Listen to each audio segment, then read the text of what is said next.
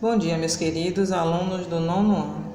Vamos dar continuidade ao nosso tema 3, hoje com o capítulo 2. Sei que vocês vão ter dificuldades com esse tema, mas não se preocupem, vamos revisar tudinho, corrigindo minuciosamente todas as atividades. Tentem fazer, certo? Não coloque assim o empecilho de não sei, não vou fazer. Por favor, tentem fazer. E as dúvidas a gente vai tirar na sala de aula, com certeza. Vamos começar. Ligações químicas são conjunções estabelecidas entre átomos para formarem moléculas ou, no caso de ligações iônicas ou metálicas, agregados atômicos, superátomos, organizados de forma a constituírem a estrutura básica de uma substância ou composto. Eletrólise e síntese da água. Uma das reações químicas mais simples é a quebra das moléculas de água. Se fizermos uma corrente elétrica passar por ela, iremos perceber a lenta diminuição da água e o aparecimento de dois gases, hidrogênio e oxigênio. Agora vocês vão assistir vários vídeos para fixar esse assunto. Preste bastante atenção. No vídeo, alguns vídeos vai ter algumas atividades, faça junto com eles, com os professores que vão estar ministrando esses vídeos. Após o vídeo, vocês vão praticar na página 83. Um grande beijo e até a próxima. As ligações iônicas. Bom, vamos lá então. Vamos entender aqui as características gerais de uma ligação iônica. Pessoal, ligação iônica, como o nome já sugere, é uma ligação que ocorre entre íons, entre cátions e ânions. Íons, então, que perderam elétrons, íons que ganharam elétrons. Tudo bem. Para que haja essa formação de cátions e ânions, a gente precisa ter elementos que possuam características propícias para essa formação. Então, as ligações iônicas elas vão ocorrer entre metais e hidrogênio e entre metais e ametais. Por quê? Quando eles se combinam dessa forma, os metais tendem a perder elétrons e o hidrogênio e o ametal tendem a receber elétrons. Então, só para que você revise aí o que você já viu anteriormente, quem perde elétrons se torna um cátion, quem recebe elétrons se torna um ânion, por isso ligação iônica. Então, esses são os casos de ocorrência das ligações iônicas, tá? Lembrando que os elementos descrevem essas ações para que possam seguir a regra do octeto. Lembra lá que a gente falou na aula passada? Então, fica ligadinho nesse detalhe.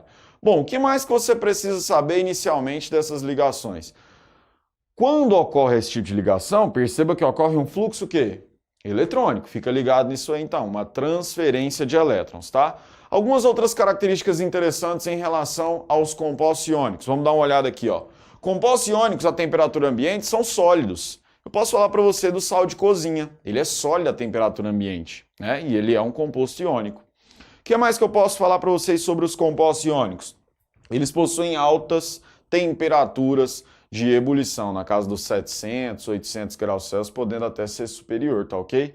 Então as temperaturas de fusão são bastante altas. E por fim, a questão que o Enem e os vestibulares gostam bastante de abordar é a questão da condutividade elétrica. Quando que um composto iônico pode conduzir corrente elétrica? Quando ele estiver fundido, ou seja, derretido no estado líquido, ou quando ele estiver no estado aquoso, tá ok? Então, é assim que vai funcionar essa questão da condutividade. Vamos lá, deixa eu te falar de mais outros detalhes. Só um minutinho, bora lá. Bom, pessoal, então continuando, coloquei aqui dois exemplos para vocês de ligações iônicas para mostrar como é que se dá esse composto, por que ele é formado, segundo essas características que a gente acabou de ver, tá ok? Então, coloquei aqui sódio e cloro, formando um par, né? Metal e ametal. Também coloquei para vocês magnésio e flúor, formando outro par, metal a metal, para a gente poder trabalhar dentro dessas ligações. Olha só, falei para vocês que os metais tendem a doar elétrons e os ametais tendem a receber, juntamente com o hidrogênio. Então vamos dar uma olhadinha nisso aqui, que é bem simples de você identificar. Observa o sódio. O sódio tem 11 prótons, então vai ter 11 elétrons quando for um átomo neutro.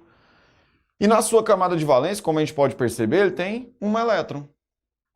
A gente costuma até fazer a brincadeirinha, né? O que é mais fácil para ele chegar a 8? Perder esse elétron ou receber 7?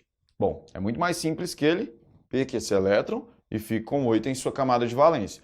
Portanto, essa é a carga mesmo que de fato ele vai adquirir. O sódio, ao perder esse elétron, se transforma no sódio mais, sódio positivo, tá ok? Já o cloro, se você observar, cloro com 17 prótons, portanto 17 elétrons, em se tratando de um átomo neutro. Se você observar a camada de valência dele, ele vai possuir 7 elétrons. Ele é um metal, eu sei que ele recebe, mas olha só o tanto que a brincadeirinha dá certo. O que é mais fácil para ele? Perder os seus 7 elétrons ou receber apenas um para chegar a 8? É bem mais fácil ele receber apenas um, não é isso? Quando ele receber um, ele se transforma em um ânion, no Cl-. Agora, como que eu vou descobrir qual é o composto que vai ser formado entre o Na e o Cl? Aqui fica fácil, né? Fica bem simples. Por quê? Porque tem um cara que tem uma carga positiva, o outro uma carga negativa. Eu sei que um negativo anula um positivo, né? Tá igual ali as cargas. Então eu sei que vai ser formado o NaCl, o cloreto de sódio. Só que existem alguns compostos que não vão bater assim, igualzinho às cargas. Opa, o cara doou um elétron e o outro recebeu um elétron. Não, às vezes um doa um e o outro precisa receber 2, que é o caso desse exemplo que eu coloquei aqui no quadro para vocês.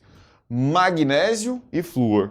Se você observar o magnésio, camada de valência dele, 2 elétrons. Olha a brincadeirinha de novo. O que é mais fácil para ele? Troca uma ideia com o magnésio. Magnésio, o que é mais de boa para você?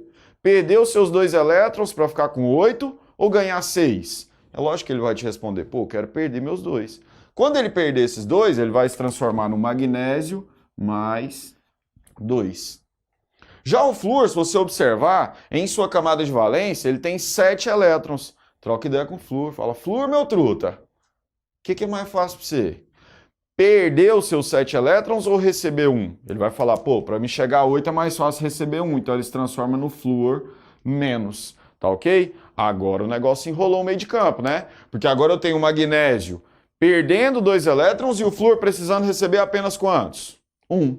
Então deixa eu te falar, para você não ter dúvida, para não ter que ficar nessa coisa, nossa, quando for igual, tranquilo, quando não for, já vou ter, né, aquela apreensão, a gente vai aprender a regrinha do escorregador, regrinha da Xuxa, regrinha do jovem, né? Olha só como é que funciona essa regrinha. Você vai determinar o seu cátion e determinar também o seu ânion, tudo bem? Com as suas respectivas cargas, é óbvio. Depois que você fizer isso, você vai fazer o cruzamento das cargas, ó. Você escorrega a carga do cátion lá para o ânion e escorrega a carga do ânion lá para o cátion. Por isso que chama a regrinha do escorregador. Ó o X da Xuxa aqui também, do jovem, beleza? Então você vai usar a regrinha do escorregador. Olha só, carga do cátion se transforma na atomicidade do ânion. E a carga do ânion se transforma na atomicidade do cátion. Olha aqui, ó. Aí você fala, professor, e o sinal? Desconsidera quando desce o sinal, tá bom? Então você vai desconsiderar esse sinal quando você descer esses valores. Vamos fazer isso aqui para o Mg2 e o F-? Vamos ver como é que vai ficar? Vou descer a carga do magnésio e descer a carga do flúor. Então vamos lá, vamos ver o que vai virar. Vai virar o seguinte, ó. O que desceu para o magnésio? Para o magnésio desceu o número 1. Quando é 1 eu preciso colocar? Não. Aí eu coloco agora o flúor. Flúor. O que desceu para o flúor? O número 2. Coloco 2. Então, o composto formado por magnésio e flúor é o composto MgF2, composto iônico, tá? Fluoreto de magnésio. Tá ok? Então, pessoal, basicamente, ligações iônicas vão trabalhar com esses conceitos. Vamos resolver um exercício para você dar uma olhada? Vamos lá? Um exercício do Enem bem legal para você entender essa questão. Bora lá! Bom, pessoal, o exercício do Enem, ele fala assim, ó.